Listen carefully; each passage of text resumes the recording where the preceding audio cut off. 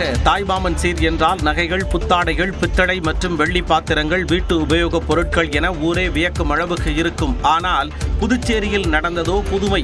புதுச்சேரி வில்லியனூரில் சிவக்குமார் தனலட்சுமி தம்பதியின் மகள் அனுப்பிரதாவின் மஞ்சள் நீராட்டு விழா நடைபெற்றது.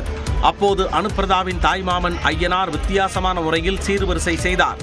தனது மருமகளுக்காக 480 பாரம்பரிய நெல் ரகங்களை சீராக கொடுத்து அசத்தினார். இதனை கண்டு அங்கிருந்த உறவினர்கள் வியப்படைந்தனர். இப்போ கிட்டத்தட்ட ஒரு 480 ரகங்களை பார்க்குறவங்க எல்லாருமே வியப்பாக இருக்காங்க. இது ஒரு புது முயற்சி. வேளாண் கண்காட்சியில் மட்டுமே பார்த்து பழக்கப்பட்ட இதுபோன்ற நெல் ரகங்களை சுப நிகழ்ச்சியில் கண்டது மகிழ்ச்சி அளிப்பதாக விழாவில் கலந்து கொண்டவர்கள் தெரிவித்தனர். பாரம்பரிய நெல் ரகங்களை சீர்வரிசையாக வழங்கிய ஐயனார் கடந்த மாதம் நியூஸ் 18 தமிழ்நாடு தொலைக்காட்சியின் சிகரம் விருதை சமூக சேவைக்காக வென்றவர் என்பது குறிப்பிடத்தக்கது.